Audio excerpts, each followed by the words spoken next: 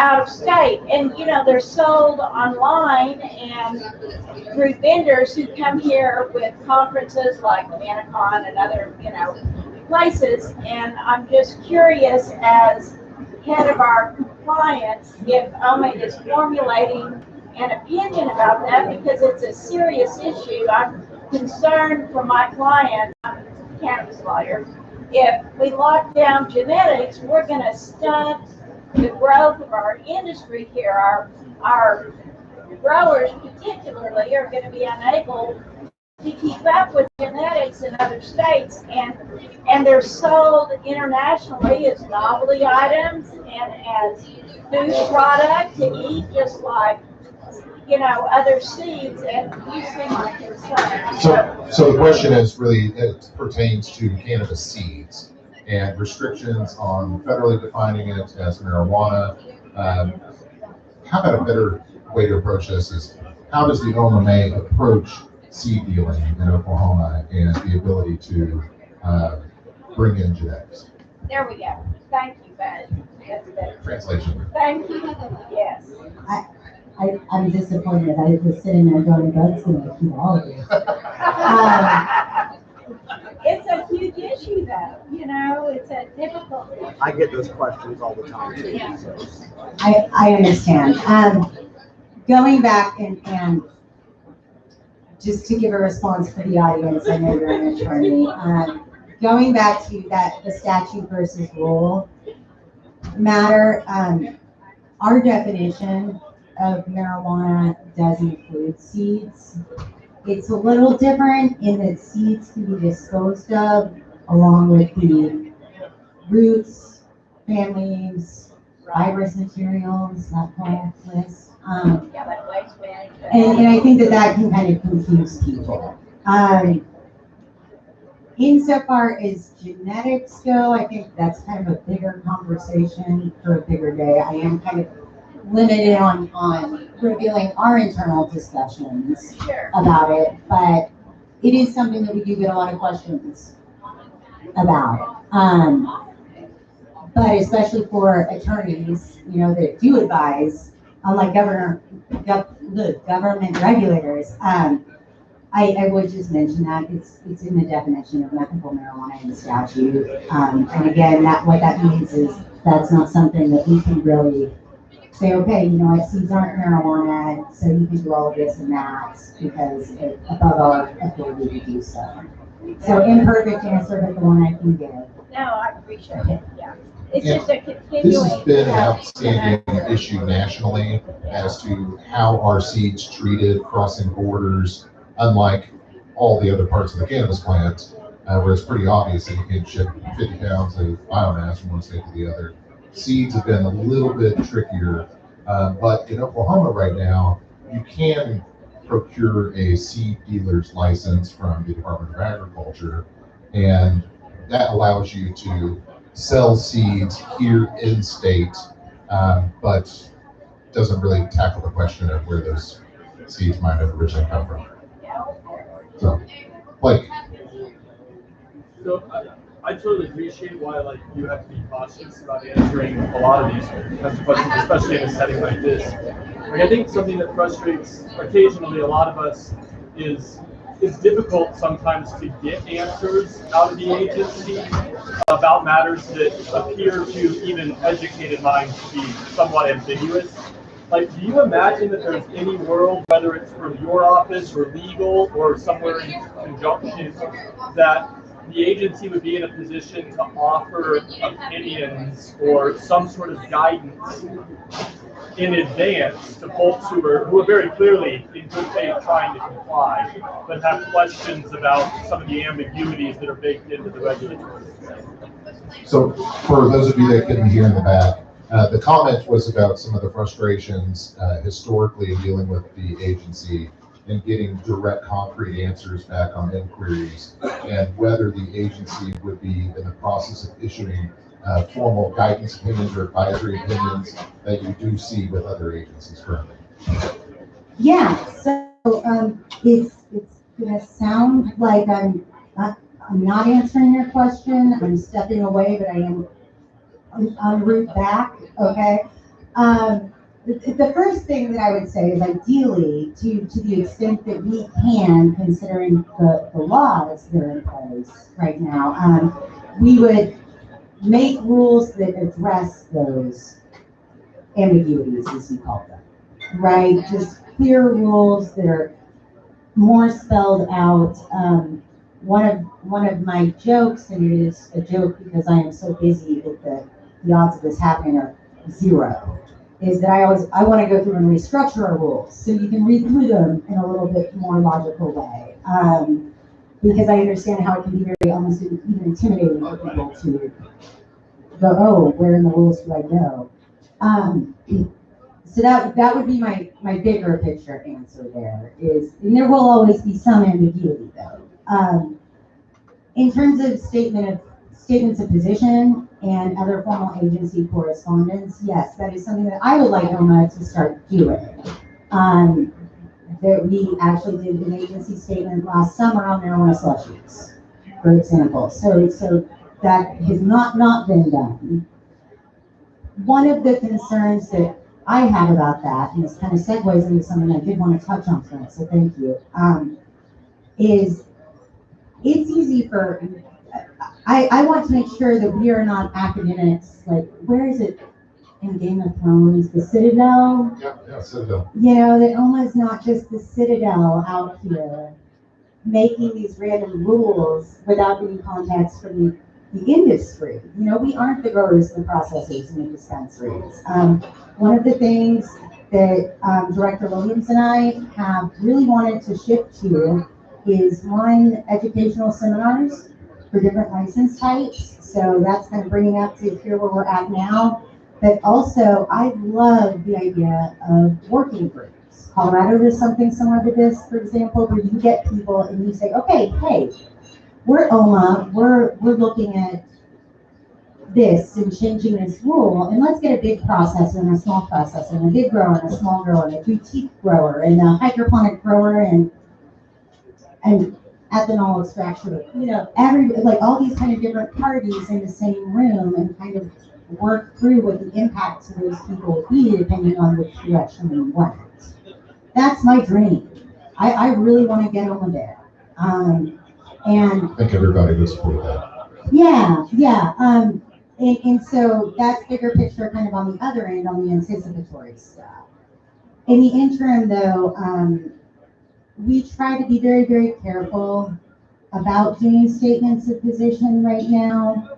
We have roughly the same number of licensees as California does. We are the largest per capita by far and away. And those statements of position have impact, obviously. And we don't control who is complaining to us about something and who isn't. And so there could be somebody who just didn't issue these complaints, and we just did a statement of position that incredibly detrimentally impacts their business. Are there some realms where it would be more uniformly helpful for everyone? Yes. But we want to be very, very careful about not inadvertently doing damage to someone through a statement without proper contemplation. And I will say personally that I have been one of the bigger insisters on that. It's the person that's going out because it's like, oh, well, how does this, well, if you say that, then this means this for this person that's doing this with processing over here. And so a more formal process, I think with stakeholder engagement to rule would be my ideal solution there, but I can say that we're not averse to statements of position. Short question, long answer. Thank you, Taylor. Mm-hmm. Next question, Jacob, you've had your hand up. So I work for a marketing agency. I own a marketing agency specifically geared towards cannabis companies in Oklahoma. We do a lot. I have like a bank of like non-compliant packaging that consistently is referred to that it makes me look like an idiot because I'm like, look, that's not compliant. And it's like, well, I just saw this just now. And so I guess my question is not, I don't want to structure it like, can we break the rules? But I guess I'm saying is like, No. yeah, okay, thank you, that's it. Great question, Max. No, I guess I'm just wondering, like, I'd like to be able to give them you can imagine all the requests under the sun, especially to my creative team. I'd like to be able to say like, hey, I literally just talked to the executive director and like, this is what she said, so no, we're not doing that. But I just guess I kind of would like to know a little bit more about the process of like, do you audit packaging? Do you go in and secret shop, or like, what is that kind of? I don't know. So, question for those of you in the back is about marketing and packaging and what the process is for the OMA to kind of develop their protocols for what's acceptable, what's not. Okay, so packaging and labeling. I know that that's frustrating for a lot of people that write in and ask us, like, can I do this and things like that. Again, thank you to, is it Anna or Anna? Anna, for asking that question that kind of let me clarify that I can't give legal advice. And that is something that we run into because we can't privately advise you, yes, this is okay and stuff like that. There are some states that do that, but the state has to approve everyone's packaging and labeling. And we don't have that set up, and the experiences that I've had, there's not a whole lot of appetite for that. Candidly, and can you repeat your name? I'm sorry. Jacob. Jacob. Candidly, Jacob, what that sounds like to me is a downstream effect of there not being a large compliance enforcement presence. And when I came on board and instructed the existing inspectors, okay, here's what this means. You know, you can't just make some sweeping statement that's like, this one thing is attractive to children. As I like to say, if you took my 3-year-old somewhere, what would be attractive to children would vary given Anything and everything. her mood, you know. But that being said, like, so it's really kind of case by case, right? But people are doing it because they to some extent, they haven't seen inspectors out there that say, hey, and we actually do have a process now in place where we go out. If inspectors aren't sure, we say, take a picture. Go ahead and note it in the inspection. Send it to us. We will send it to our legal and help establish clearer guidelines, kind of to Blake's question, for the industry as we can. But again, that's also one of those things where we want to be very, very careful on making a sweeping statement that somebody's whole brand is set up on this one thing, and our statement has an impact on that. I'm glad you tied it back to Blake's comment, because I think this is something that historically has been an issue when seeking guidance from the agency. It'll be, talk to your attorney.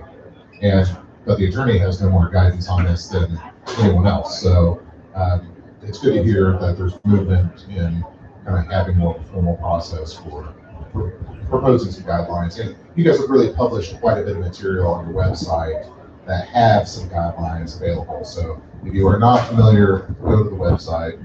Actually, the last thing I was doing before I left my office today was looking at our new packaging and labeling guides that we're going to put on our website.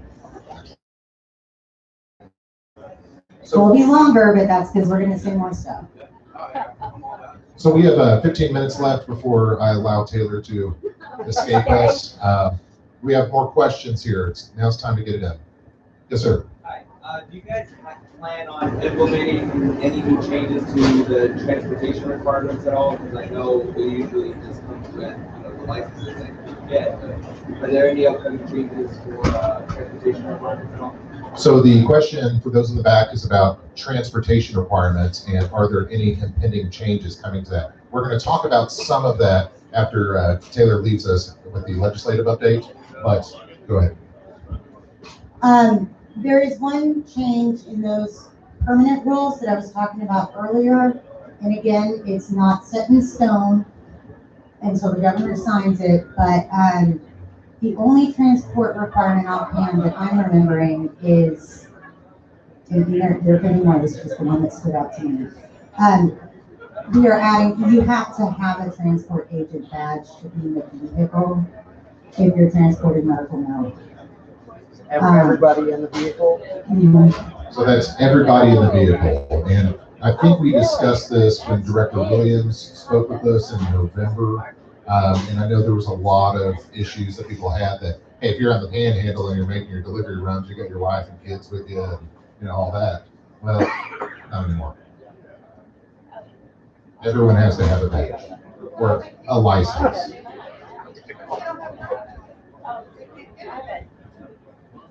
They can't be in the vehicle when you're transporting the cannabis products, is what the rule is. Well, what the rule is about to be. Essentially. Okay, so right now we're good. We're okay right now. Until the new rules are signed off on by the governor, Oh, I'm not going to get formal opinion on that, but it is not prohibited right now to have someone in the vehicle who does not have a transport agent license. Yes. Okay, next question. In the back, you guys? Okay, Sarah, we'll come back to you. Okay, I hate to keep asking questions, but, and these are sort of related, but not really, but they're just kind of interesting questions that have arisen for me, and I'm sure for a lot of people. What is the procedure, you know, under the legislation that's been enacted? Publicly held corporations can be up to a 25% member in an OMA licensee, but it is impossible to list the ever-changing day-to-day shareholders. You know what I'm saying on that? So that's an issue, and then tangentially related is the issue of, I don't have this a lot, but I've got a couple of clients who have members of 25% LLC owners who are not United States citizens. And when you go on to apply for the license, you know, you get the state selection, but you don't, and you get a few countries that apparently someone has had clients in those countries, so they populate, but the countries for clients who I am representing don't populate. And I'm just, do we contact the head of, you know, the licensing app for that, or are there, I'm concerned about, you know, and those are two sort of separate issues, but the overall issue is, if it's something that doesn't fit in the box that we know is permissible, how do we approach that? So the question for you in the back, I'll try to tie it up.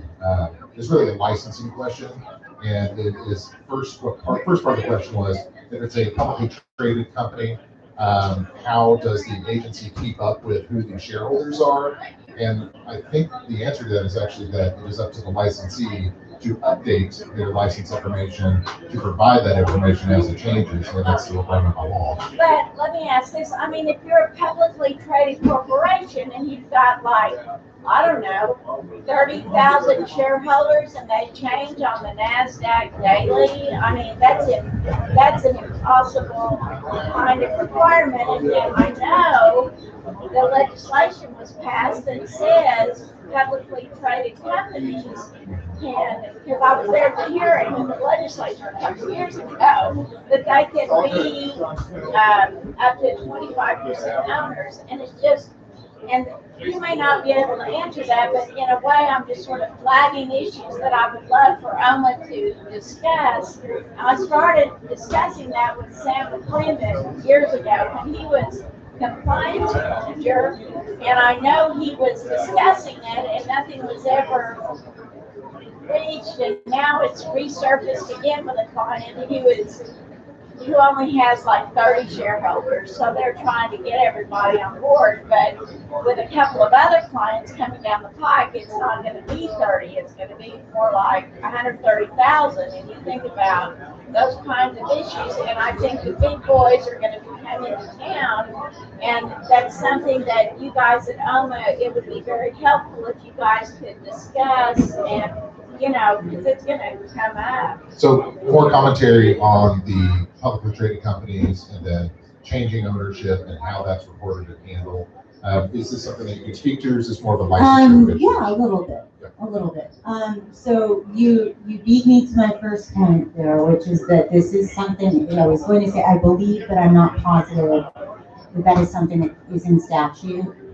Yeah. So, how As OMA, far as- in terms of OMA changing that, that's outside of our wheelhouse, or above our wheelhouse rather, but, Well, but what I would tell you to do is, email OMA Business at everybody.gov, because your timing's interesting. We are actually looking at moving toward a new licensing portal. We are moving toward a new licensing portal, and so if it's something that you can't do through our current one, inability-wise, or you're not seeing what you should see in the drop-down menu, this is actually the perfect time for feedback like that. So email them, tell them, let them know, and so the things that are not required to be changed by the Oklahoma legislature, they're more, okay, operational, functional issues. sure. We actually are at a very good point to address that, because we're trying to build out a custom software for licensing. That would be great. And I know it's in statute that publicly held companies can be, on the license, but as a practical matter, trying to get, you can imagine trying to get information from 130,000 shareholders who may change Absolutely. the very next day it's Absolutely. a huge issue, so. Anna, you had a question up here as well, a follow-up. So, what is the age that you're trying to do with transformation card? The question is about transportation agents, licenses, and what the agency is doing. Now, there's about to be possibly some changes in statute coming through with House Bill 2646 that will address some of these things, but I'll let you speak into this. To the limited degree to which I can really kind of talk about internal decision making, I think the concern is, one, minors. If you've got, kids sit in the back seats, right now it's just there's no requirement on who can or cannot be in the vehicle, so long as there's one person with the transport agent badge. So, We're trying to make it where everyone can So it was just, so that was one reason. Yeah. The other was, some of the feedback that we've gotten from law enforcement in stops when they pull somebody over. And I have worked a lot with law enforcement. They ask me almost sometimes more questions than the industry does. But they pull somebody over and they see a bunch of marijuana. And they can't determine, to some extent we can't determine, if that person is that person, if they are actually working for that licensee that they say they're working for. And it just makes it a little bit more difficult to ascertain both compliance and legality. and I can affirm that because the director of the Department of Public Safety, the Highway Patrol Division, and I've had a lot of conversations with them about this, and they're really unsure as to how to handle this. I hear from my highway patrolmen out in Seminole County that if they pull someone over, as long as you've got a manifest or an agent card, they're pretty much like, cool. But if you don't, then they're even reluctant to try to arrest you for it because they're just unsure as to how to handle it. So it's a big problem for them as far as education goes. Yeah, and just in the interest of kind of combating illicit and illegal activity, being able to just look at a vehicle and go, these people are compliant. They're operating within Oklahoma law. They're these two people. And it makes it easier to verify tracing it back to the business because then they call us and we can hop in our system and go, yeah, these are two transport agents versus somebody that's bringing in out of state that under the table is paying a transport agent to do it for them in case they get pulled over. But if you have, I do want to hear, I'll give you some email addresses, you're welcome to email me with your questions or concerns on that, because I don't want this, I don't view regulation as an us versus them thing. You know, if there are concerns, and I'm really, really trying to get it to where, in all of them is, Director Williams is, our business licensing is, I can tell you, I know and understand so much that everybody wants barcodes on patient licenses. Like, we're trying to get there, and get it out of an us versus them space and have some dialogue. So if you have concerns about that, it's interesting, it's good for me to know. That's my job. So we're about at the time we're going to wrap up, unless I see any other raging questions out here. Was there, Joanna, did you have a question? I have questions about the transportation part. When you're in the renewal process, so you can't get a new transport card for an employee, but if one of your existing transport agents, if their card expires while you're in the renewal process, is that tied to that? Do they not renew either? The question is about transportation agent licenses, and if they expire during the period of license renewal, how that's impacted. I don't know in that specific scenario individually. I know that people get frustrated if their license is renewal and then the grace period and it marks the transport agent card is expired too. That was a limitation of our licensing company. Technologically, that wasn't anything that OMA was doing intentionally, and that's part of the reason we're transitioning to situations like that. Yeah, out of a different one, and I can say that we have communicated very clearly with the new vendor that is something that we wanted to address. I can find out that, so if you'll give your information, I know somebody, there are very few things at OMA that I am not involved in.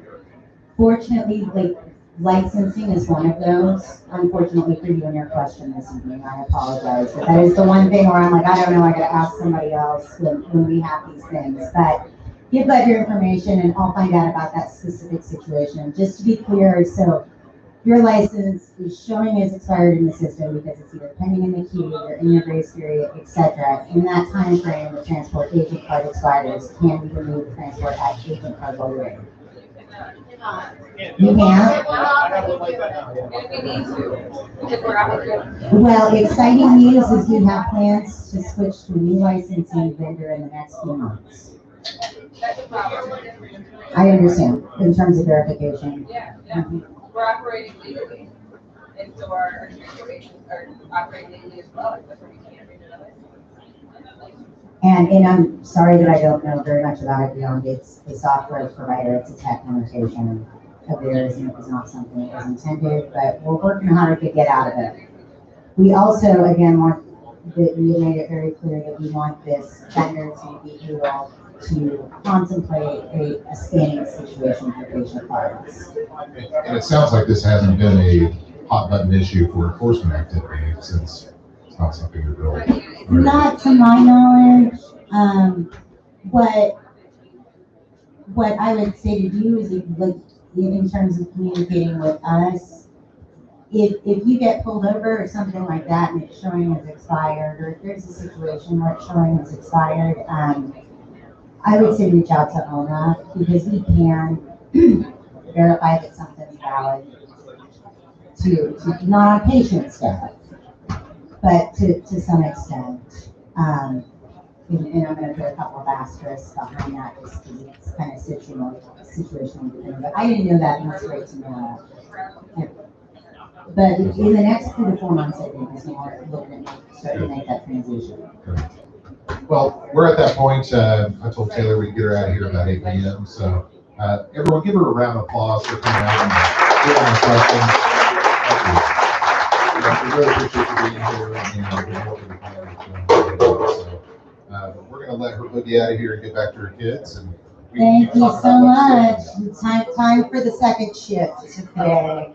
All right. Thank you for having me. I appreciate it.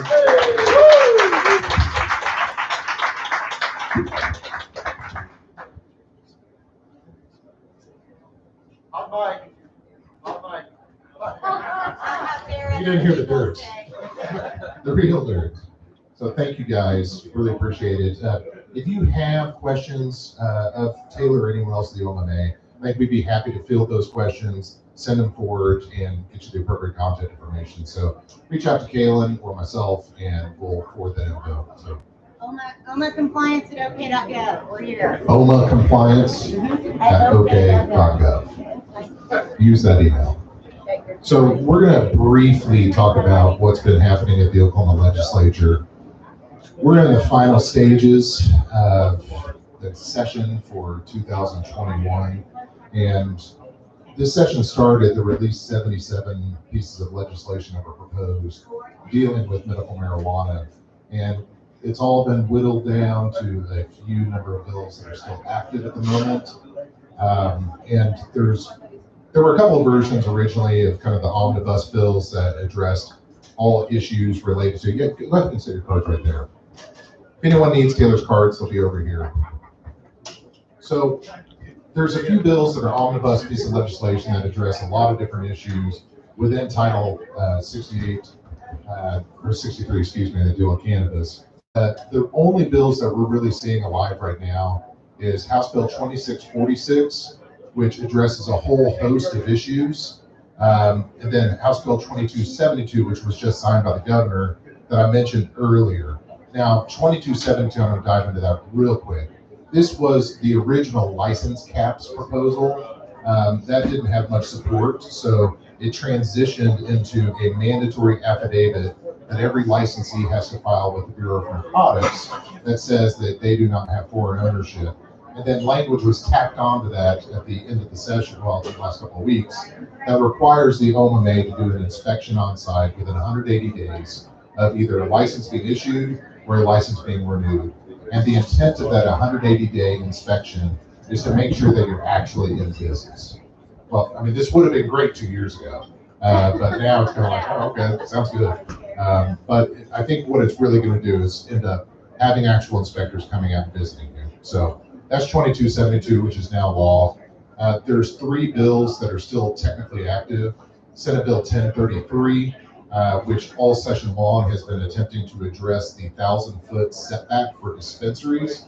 For those of you in the dispensary side of the business, you may realize that the measurement of from a school to your dispensary has always been a little up in the air as to what that measurement looks like. And then also you started to see athletic facilities, bus barns, FFA grounds be designated as schools to try to keep dispensaries from being licensed. So what 1033 was attempting to do was to grandfather in any licensee that was licensed before the effective date of this bill, and then also establish that measurement as from the front door to the school to the nearest wall of the dispensary. Now, that bill's in conference committee right now. It doesn't look like it's actually going to come out. There is some competing language that's in House Bill 2646, and I think it's important we talk about some of the provisions in 2646 right now, because it addresses a few different things. First, transportation agent cards. This has been an issue we've had for a few years of trying to mandate that agents have the 2-year residency requirement. Well, there's language in 2646 that specifies all a transportation agent applicant would have to do is demonstrate current residency. So that's a driver's license, that's a rental agreement. They just have to show, hey, I'm living in Oklahoma, boom, no longer that 2-year shenanigan. So that looks like it's going to be addressed. We're seeing a shift in the 1,000-foot setback for dispensary language. The Senate apparently wanted something a little bit more stringent. So the language that's included in 2646 would measure from the door, or the property line of the dispensary, excuse me, to the property line of the school.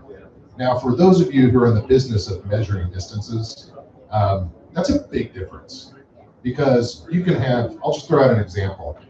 Bishop McGinnis private school is in one location, but their campus sprawls out quite a bit. So now requiring that property line measurement as opposed to the actual building where school's going on, well, that can cut businesses completely out of operation, because you're talking about sometimes a 700 to 1,000-foot distance there. Now, fortunately, in the most recent version of 2646 that was published yesterday, or maybe this morning, I don't know, I forget. The most recent version that was published actually includes a grandfather clause. So if your dispensary was in business prior to the effective date of this act, then you are grandfathered from that 1,000-foot measurement. As long as you were compliant beforehand, you'll be good. So that's a big step in the right direction. But on a go-forward basis, what it means is when you're measuring that, it's going to be from the property line to property line. And that's the safest way to look at it. That's how bars are measured in any alcohol establishment. So what we could get. There's been a change proposed for testing protocols as well. The 10-pound harvest batch requirement, it looks like it's going to change to 15 pounds. It's a huge increase for flour. But if you're taking that biomass and you're wanting to sell it for extraction, then it's a 50-pound test requirement. Then there's a whole slew of proposals for finished products, so processed items, and what the testing thresholds will be for that. For distillate, it looks like it's going to be 4 liters of distillate. Every 4 liters you have to test. For everything else, the language is a little bit gray, but I think what's interesting is that we've been proposing through the OCIA and then through the OMMA Advisory Board for the last 2 years, something called process validation, which is what all their industries do. Food, pharmaceuticals, etc. That you test for a certain set of thresholds for a certain period of time. And once you've established that your process is good and your product is clean, unless you change your variables, your process has then been validated. Well, the OMMA requested this language, so did the advisory board, and the legislature opted to not include any of that, I think largely because they don't understand it. The Senate pulled it out. Yeah, Senate specifically pulled it out. Passed the House. That's right. Passed Senate committee, Senate, they pulled it out.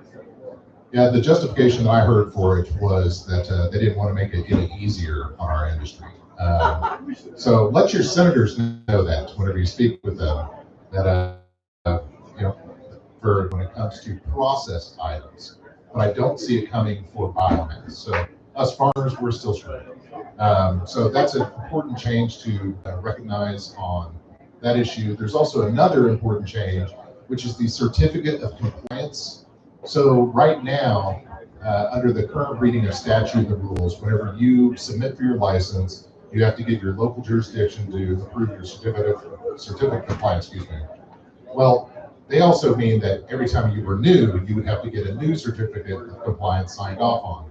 Well, this legislation specifies that unless you have made substantial changes to your property that would warrant a new inspection from your local jurisdiction, then the first time certificate of compliance should cover it. So that's a big deal.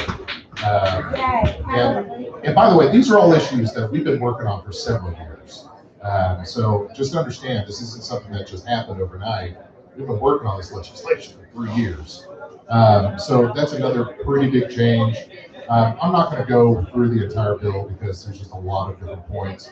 What I will say is that the majority of the legislation is tied up with allowing and spelling out the enforcement capabilities of the OMMA. That's really what it's focused on. So we're very likely going to see House Bill 2646 pass. The last thing I'm going to mention is House Bill 2674, which we've been pushing for the OMMA to be out of the health department since 2018. Since State Question 788 was voted on, but the people that drafted 788 said OMMA is going to be in the health department. We all knew that was no bueno.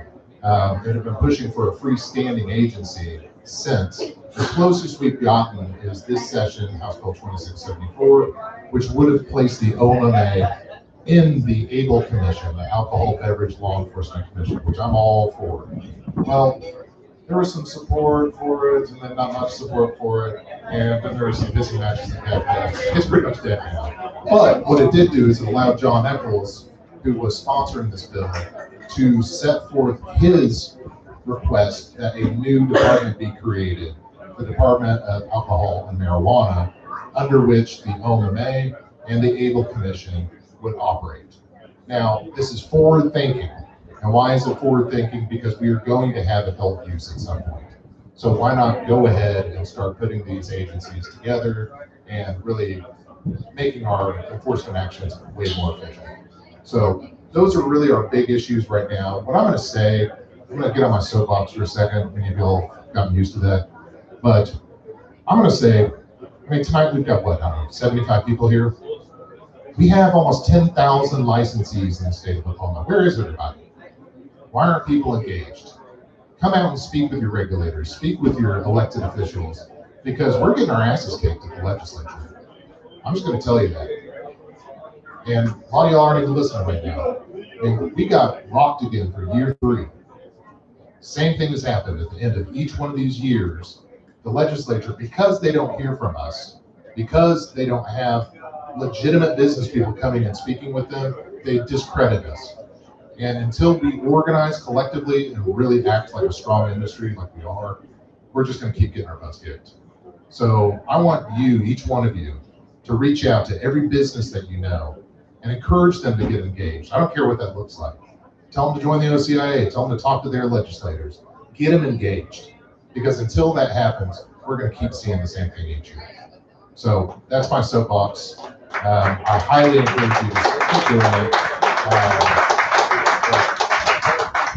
So thank you guys for coming out tonight. A reminder, we've got an event next Wednesday here on extraction technologies and education.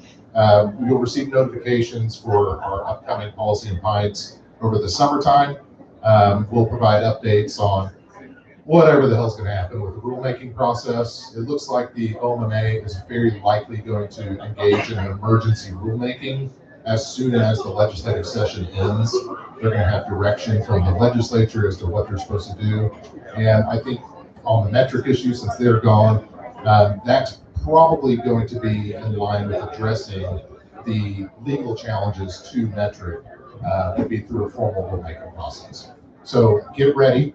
You're going to see this come out. We'll provide you notification.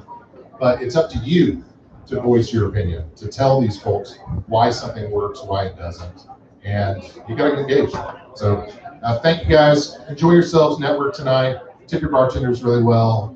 And then if you want to request contact with OMMA or anyone else, let us know. We'll do our best. So thank you guys.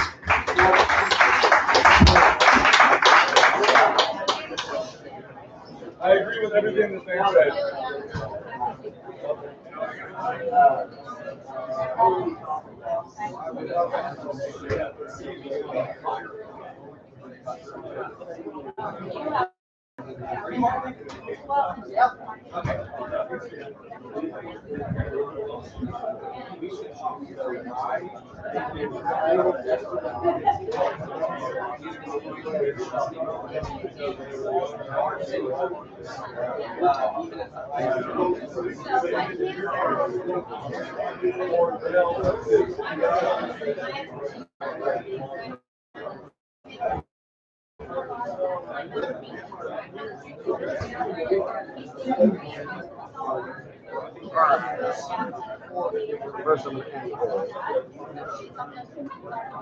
Basically.